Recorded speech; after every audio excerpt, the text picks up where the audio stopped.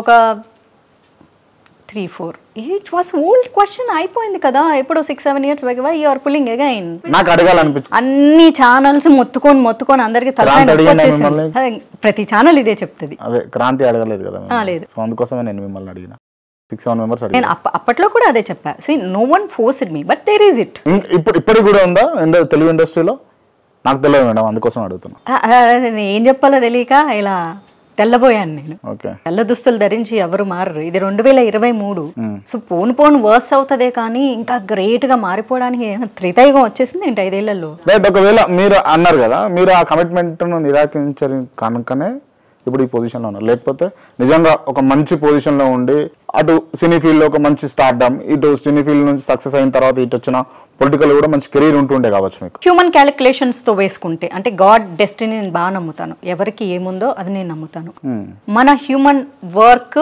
At the same time మన human reasons కొన్ని ఉంటాయి ఇలా చేసి ఉంటే బాగుండేదేమో ఇలా జరిగింటే బాగుండేదేమో అనుకున్నప్పుడు అప్పుడప్పుడు అనిపిస్తుంటుంది కదా నాకు కూడా మేబీ డెఫినెట్లీ ఏవో పెద్ద స్టార్ అయిండేదాన్ని కాదు కానీ నేను చూస్ చేసుకునే పాత్రలు మంచి అంటే హీరోయిన్కి ఒక రెస్పెక్ట్ ఉన్న పాత్రలే నేను చేసినవన్నీ ఇంట్లో 15-16 మూవీలు చేశాను ప్రతి పాత్ర హీరోయిన్ కి ఇంపార్టెన్స్ ఉండాలి ఏదో వచ్చింది ఆడింది వెళ్ళింది కాదు ఆ పాత్రకి ఇండివిజువాలిటీ ఉండాలి అలాంటి కొన్ని మంచి పాత్రలు అయితే డెఫినెట్ గా చేసిండేదాన్ని if I'm sweet with people ఇప్పుడు మీకు మూవీ ఛాన్సెస్ రాకపోవడానికి కారణం ఏంది ఇప్పుడు యాజ్ ఆఫ్ నౌ అంటే కమిట్మెంట్ కు ఒప్పుకోవట్లేదు అందుకోసమేనా నో ఇప్పుడు ఏంటంటే పాలిటిక్స్ లో జాయిన్ అయిన దగ్గర నుంచి ఫ్రమ్ 2018 ఇట్ సెల్ఫ్ ఆ మాధవీలత ఎప్పుడు కాంట్రవర్షియస్ లో ఉంటుంది అబ్బా మాధవీలత టూ మచ్ కాంట్రవర్సీస్ చేస్తుంది కానీ నాతో 15 మూవీస్ చేసిన ఒక డైరెక్టర్ ప్రొడ్యూసర్ కూడా నేను కాంట్రవర్సీ చేస్తా అని కామెంట్ చేయలేదు ఇట్స్ ఆల్ న్యూ పీపుల్ ఎందుకంటే మేనేజర్స్ చెప్తున్నారు మీ పేరు చాలాసార్లు సజెస్ట్ చేస్తున్నామండి మంచి లైక్ ఓటీటీస్ కానీ అండ్ లేకపోతే లైక్ వెబ్ సిరీస్ కానీ సజెస్ట్ చేస్తున్నాం బట్ షీఈస్ వెరీ కాంట్రవర్షియల్ అంత కాంట్రవర్షియల్ చేస్తానా మరి నాకైతే తెలియదు పొద్దున అంటే ఐ థింక్ నేను పొద్దున 6 o'clock నుంచి సాయంత్రం ప్యాకప్ అయ్యే వరకు ఇంకా పొద్దుగా లేచిన దగ్గర నుంచి నాకు కాంట్రవర్సీ చేయడమే పని అనుకుంటా most probably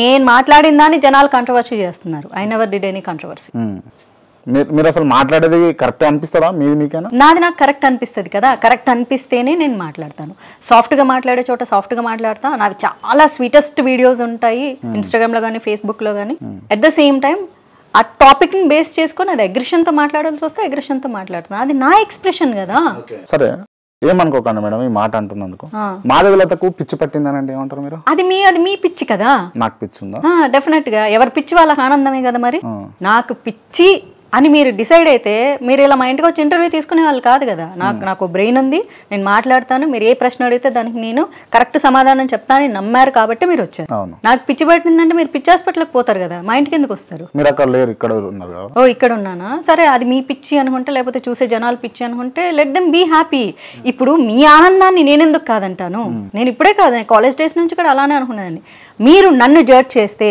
that's your happiness me happiness నేను కాదండి ఎవరి పిచ్చి వాళ్ళకి ఆనందం కానివ్వండి ఇప్పుడు మీరు పిచ్చి ప్రశ్నలు అడుగుతున్నారు మీ పిచ్చి ప్రశ్న మీకు ఆనందంగా లేదా డెఫినెట్ గా when you judge me నాకు పిచ్చి మళ్ళీ ఏమనుకోవద్దు అని మళ్ళీ దానికో ట్యాగ్ నేను డెఫినెట్ గా అనుకుంటాను నన్ను అన్నప్పుడు నేను అనుకోక మా పక్కింటి వాళ్ళు అనుకుంటారు ఏంటి అందుకే చెప్తున్నా గమనిక అని చెప్పేసి ఏమనుకోకండి అని అడుగుతున్నా సరే నేను కూడా ఇలా రియాక్ట్ అయినందుకు మీరు కూడా ఏమనుకోవద్దు ఇది కూడా గమనిక నేను ఏమనుకోలేదు ఎప్పుడు డిస్క్లైమర్ పెడతాను సోషల్ మీడియా నేను ఏమనుకోలేదు అసలు నేను కూడా ఏమనుకోలేదు సరే మొదట్లో అడిగినట్టుగా శ్రీకృష్ణుడు మీకు కనిపిస్తాడు మీతో మాట్లాడతాడు మీరు ఫ్రెండ్షిప్ చేస్తున్నారు అని అన్నారు కదా దీనికి నేను మిమ్మల్ని పిచ్చోళ్ళు అనొచ్చా వెల్ నవ్వకండి అంటే ఒకసారి నాకు కోపం వస్తుంది కోపం వచ్చినప్పుడు నేను మరి మా కృష్ణుని తలుచుకోకపోతే ఇంకా ఎక్కువ కోపం వచ్చేస్తుంది అందుకని నవ్వుతున్నా మీ పాయింట్ ఆఫ్ వ్యూలో దేవుడు పిచ్చి అయితే నాకు పిచ్చి మీ పాయింట్ ఆఫ్ వ్యూలో భక్తి పిచ్చి అయితే నాకు పిచ్చి మీ పాయింట్ ఆఫ్ వ్యూలో ఉన్న టెంపుల్స్కి వెళ్ళే జనాలు జనసందోహము వీళ్ళందరూ పిచ్చోళ్ళు అయితే నేను ఖచ్చితంగా పిచ్చిదాన్నే అట్లే భగవంతుణ్ణి నమ్మి ఎవరెవరైతే ఆ భగవంతుడి యొక్క శక్తి మనకి సపోర్ట్ చేస్తుంది మనం జీవితంలో ఎదగడానికి సహకరిస్తుంది లేకపోతే మనతో తోడుగా ఉంటుంది బతికినా చచ్చినా అసలు చచ్చిపోయి ఆత్మలాగా వెళ్ళిపోయినా భగవంతుడే మనకు ఇంకా ఎండ్ ఆఫ్ ద సోర్స్ ఆయన ఒక్కడే పరమాత్మ అనుకున్న వాళ్ళందరూ పిచ్చి పిచ్చోళ్ళు అయితే నేను కూడా ఖచ్చితంగా పిచ్చిదాన్ని. రైట్. ఇప్పుడు నాకు శ్రీకృష్ణుడు మనిషిలాగా ఇలా వచ్చి మీలా కూర్చొని నాతో మాట్లాడు. I talk to him. నా రూమ్ లో ఇటు కృష్ణుడు ఉంటాడు, అక్కడ కృష్ణుడు ఉంటాడు కాదు, నా బుజ్జి కృష్ణ ఎప్పుడు మాట్లాడుకుంటూ ఉంటాను. నేను కూర్చొని నేను ఫ్రెండ్ లా ఫీల్ అయ్యి నేను మాట్లాడుకుంటూ ఉంటాను. ఏం మీకు నచ్చిన మనుషుల్ని ఇట్లా ఫోన్ లో ఫోటోలు పెట్టుకొని మాట్లాడుకోరా? మిస్ అయితే మీరు చెయ్యరు, ఎందుకంటే you don't have any emotions. First చెప్పాను కదా, you're a different person. But నేను మీరు కాదు కదా. I have emotions. I talk to him. నాకు ఆన్సర్ వస్తుంది. ఎలా వస్తుంది అంటే యూనివర్స్ ఆన్సర్ ఇస్తుంది. That's it. రైట్. నేను ఇప్పుడు నెక్స్ట్ ఏ క్వశ్చన్ అడగబోతున్నా శ్రీకృష్ణ పరమాత్ముడు చెప్తాడు, ఒకసారి అడిగి చెప్పండి.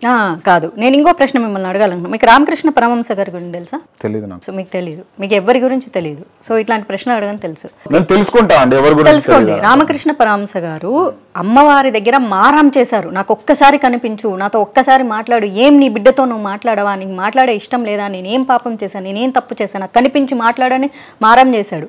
సో ఆయన అమ్మవారు కనిపించింది, అది నిజమైతే ఆయన మారం చేసింది పిచ్చి అయితే ఆయన అలాంటి మహనీయుల్ని ఫాలో అవుతున్న ప్రతి ఒక్కరు పిచ్చోళ్ళు, అందులో నేను కూడా పిచ్చిదాన్ని. రైట్. నిజంగా మీకు శ్రీకృష్ణ పరమాత్ముడు కనిపిస్తే, మీతో మాట్లాడితే, మీరు ఫ్రెండ్షిప్ చేస్తే ఈ పార్టీకి శ్రీకృష్ణుతో పాటు మాధవీలత కూడా గుడి కట్టుండాలి. నేను ఇప్పుడు నాకు మనిషిలాగా వచ్చి కాదు, ఇప్పుడు ఆరోగ్యం ఇచ్చిన వాళ్ళు దేవుడైనప్పుడు మనిషి ఇప్పుడు ఆరోగ్యం కాపాడు ఫ్రెండ్షిప్ చేస్తాడా అన్న నేను మాట్లాడతాబ్బా.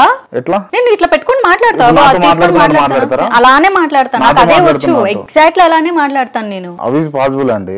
అరే ఇప్పుడు నేను చెప్పేవి వింటారు అన్నప్పుడు చాలా మంది మాట్లాడతారు కూర్చొని, అందులో నేను మాట్లాడతాను. నేను చెప్పేవి వింటున్నాడు కదా.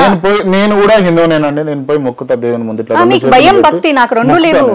మీకు అమ్మో నేను తప్పు చేస్తున్నాను కాబట్టి నాకు దేవుడు నా పాపాలు క్షమించాలని మీకు భయం. పాపాలు క్షమించని చెప్పా నాకు నేను కూడా మొక్కుతా. పోయి నేను శివుడికి మొక్కుతా, అమ్మవారికి మొక్కుతా, కృష్ణుడికి కూడా మొక్కుతా, అందరికి మొక్కుతాను. అదే మొక్కితే మాట్లాడకూడదు ఏంటి? మీ వే ఆఫ్ ఫీలింగ్ ఏంటంటే చేతులు ఇట్లా దండం పెట్టుకొని దేవుడా దేవుడా అని మనసులో మాట్లాడతారు. నేను మనసులో కాకుండా నేను నా రూమ్ లో కూర్చున్నప్పుడు నేను పర్సనల్ గా మాట్లాడుకుంటూ ఉంటాను. నేను గట్టిగా మాట్లాడతాను. I share everything. నాకు డెఫినెట్ గా కరెక్ట్ అనిపిస్తుంది. నా ఆన్సర్స్ నాకు వస్తున్నాయి కదా, నేను చాలా హ్యాపీగా ఉన్నా. మీరు అన్నారు కదా ఎట్లా వెలిగిపోతున్నారని, నేను చాలా హ్యాపీగా ఉన్నా. మానసికమైనటువంటి ఆనందాన్ని నేను పొందుతున్నప్పుడు ఆనందం ఎవరికొద్దు? మీకు అక్కర్లేకపోతే బట్ నాకు కావాలి. కాబట్టి నేను చాలా సంతోషంగా ఉన్నా మానసికంగా. చాలా సంతోషంగా ఉన్నారు మానసికంగా. కానీ మెంటల్ గా డిప్రెషన్ లోకి పోయే శ్రీకృష్ణుడు అనే ఫ్రెండ్ తో మాట్లాడుతున్నారు మీరు. యాక్చువల్లీ ఇంతకు ముందు డిప్రెషన్ లో ఉండేదాన్ని. 2020లో నేను లిటరలీ డిప్రెషన్ లోకి వెళ్ళా. I was in the deep depression and నేను సైకియాట్రిస్ట్ ని కూడా కన్సల్ట్ చేసి I took treatment and then నేను గెట్ బ్యాక్ అయ్యా. నాకు 360 degreesలో నన్ను సమస్యలు వెంటాడినప్పుడు అప్పుడప్పుడే కృష్ణతో స్నేహం ఇంకా నాకు అంటే 2014 నుంచి హీ వాజ్ మై ఫ్రెండ్. కానీ మన లైఫ్ మనతో ఎప్పుడు ప్లే చేస్తూనే ఉంటుంది ఎవ్రీ సిచ్యువేషన్లో. సో అలాంటప్పుడు నేను డిప్రెషన్లోకి వెళ్ళినప్పుడు ఆ డిప్రెషన్లోకి బయటకు వచ్చే సందర్భంలో ఐ గాట్ మోర్ కనెక్టెడ్. ఎందుకంటే భూమి మీద మనుషులు ఎవ్వరి వల్ల మనకు ఆనందం దొరకనప్పుడు ప్రతి మనిషి దేవుడికి కనెక్ట్ అవుతాడు. ఆ కనెక్ట్ అయ్యే ఒక సందర్భం వస్తుంది. ఎక్కువ మంది అలాంటి నేను చూసిన వాళ్ళను అరుణాచల శివకి కనెక్ట్ అయి ఉంటారు. అది అసలు దేవుడే లేడు ఈ భూమి మీద నాన్ సెన్స్ అన్నోళ్ళు కూడా శివాకి ఎందుకు కనెక్ట్ అయ్యారు? ఆయన వన్స్ కనెక్ట్ అయితే ఏం జరిగినా ఆయన చేసింది అంటారు. కానీ ఇక్కడ ఫిజికల్గా మనం బతుకుతున్నాం కాబట్టి we need all physical things. ఇక్కడ మన ఫిజికల్ పర్సనాలిటీ ఈజ్ డిఫరెంట్, మన సోల్ డిఫరెంట్. మనం పోతే మన సోల్ వెళ్ళిపోతుంది కానీ బాడీ ఇక్కడే ఉంటుంది భూమి మీద. That soul we connect with the God. అలా నేను కృష్ణ కనెక్ట్ అయ్యాను. నాకు పిచ్చి బట్టి డిప్రెషన్లోకి వెళ్ళి కృష్ణ అనలేదు. I know who you are, ఇక్కడ ఏం జరుగుతుందో తెలుసు, ఇక్కడ కెమెరాలు ఉన్నాయని తెలుసు. నేను అన్కాన్షియస్ మోడ్ లో లేను. I'm with Krishna consciousness. కానీ ఈ ముద్ర ఎందుకు పడింది మీకు అంటే? నేను సోషల్ మీడియాలో చూసిన చాలా కామెంట్స్ వస్తున్నాయి మీకు ఇట్లానే మీకు పిచ్చి పట్టిందని. అస్సలు లేవు. నాకు అసలు చాలా మంది కృష్ణ ప్రేమికులు నాకు చాలా మంచి మంచి కామెంట్స్ పెడతారు. మీకు అవే కనిపిస్తాయా? ఎందుకంటే పిచ్చోళ్ళకి అది పిచ్చిలా, కామర్ల కల్లోడికి లోకం పచ్చగా కనిపిస్తుంది కదా. మీలాంటి కామర్ల కల్లోళ్ళకి డెఫినెట్ గా పచ్చగా కనిపిస్తుంది. కానీ మిమ్మల్ని నేను కేర్ చేసుకుంటూ కూర్చుంటే నా లైఫ్ ఎలా ముందుకెళ్తుంది కదా? ఒప్పుకుంటున్నారా? ఏంటి అంటే నెగిటివ్ కామెంట్స్ వచ్చే వాళ్ళకి రెస్పాండ్ అవ్వదని ఒప్పుకుంటున్నారా? రెస్పాండ్ అవ్వనని ఎవరు చెప్పారు? ఇచ్చి పడేస్తా, మామూలుగా ఉండదు. అది ఎందుకు కనబడే మీకు? ఇప్పుడు కామర్ల కల్లాని నన్ను విమర్శించారు కదా. Most of the comments are positive అని చెప్తున్నాను. జనరల్ గా నాకు నెగిటివ్ కామెంట్స్ ఎక్కువ వస్తాయి. కానీ when I talk about Krishna negative comments తక్కువ వస్తాయి. ఒక్క కాటికి చెప్పదబ్బా, నేను ఆ సూత్రం భలే ఫాలో అవుతా. నాకు ఇవ్వకపోతే నేను లావ్ అయిపోతా, నాకు ఆనందం పోతుంది. అవసరమా ఆ నెగిటివ్ కామెంట్స్ మళ్ళా పట్టుకొని వాటికి మళ్ళా వీడియోలు చేస్తే వాళ్ళ కౌంటర్లు ఇస్తే వాళ్ళ ఇన్స్టంట్ రియాక్షన్ లేకపోతే నన్ను హర్ట్ చేస్తుంది కదా, ఎమోషనల్ గా నేను హర్ట్ అయ్యి నేను అది మనసులో పెట్టుకొని దాన్ని ఫీల్ అయ్యి దాన్ని ఎక్స్టెండ్ చేసి నా మనశ్శాంతి ఎందుకు పోగొట్టుకోవాలి, ఇచ్చి పడేస్తే అమ్మయ్య అయిపోయింది కథం. కానీ ఇచ్చేటోళ్ళకి ఒక్కరికే కాదు, అది 100 మంది చూస్తారు, 1000 మంది చూస్తారు అని నన్ను కూడా తెలుసు కదా మీకు. Let them be. వాళ్ళు కామెంట్ పెట్టినప్పుడు కూడా 100 మంది 1000 మంది చూస్తారు కదా, అందరు చెక్ చేయరు కదా. చేసుకోపోని ఇది కూడా అందరు చెక్ చేయరు కదా, చూసే వాళ్ళు చూస్తారు, చూడని వాళ్ళు చూడు, నచ్చిన వాళ్ళు నచ్చిన. అనవసరంగా ఇటువంటి చిన్న చిన్న తప్పిదాల వల్ల, ఇటువంటి మిస్టేక్స్ వల్ల, అంటే కొంచెం ఎమోషన్స్ కంట్రోల్ చేసుకునే గుణం లేకపోవడం వల్లనే మీ కెరీర్ ఖరాబ్ చేసుకుంటున్నారంటే. కెరీర్ ఖరాబ్ అండి. అసలు నేను సినిమాలు చేసేటప్పుడు అసలు ఇలా నేను రియాక్ట్ అయ్యి పెట్టేదాన్నే కాదు కదా. నేను హీరోయిన్ గా ఉండాలి, నేను స్కూల్ కాలేజ్ రోజుల్లో ఇలానే ఉండేదాన్ని, చాలా రెబల్ గా ఉండేదాన్ని. అది నాతో చదివిన వాళ్ళందరికీ తెలుసు. వన్స్ నేను సినిమా ఇండస్ట్రీలోకి వచ్చాక సాఫ్ట్ గా ఉండాలి, చాలా సూపర్ గా మాట్లాడాలి, క్యూట్ గా మాట్లాడాలి, అలా బిహేవ్ చేయాలి. మీరు if you see my all interviews ఉంటాయి కదా యూట్యూబ్ లో, నేను అగ్రెషన్ నేనేం చూపించలేదే.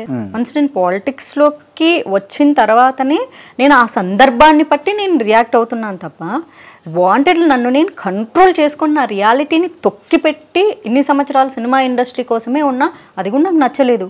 ఎందుకంటే ఇది నేను చిన్నప్పటి నుంచి ఇలాగే ఉన్నాను. సో నన్ను మీరు మీకోసం మార్చుకోమంటే నేను ఎలా మార్చుకుంటాను? నేను మార్చుకోలేను. మార్చుకోరు. వెరీ గుడ్ అండి.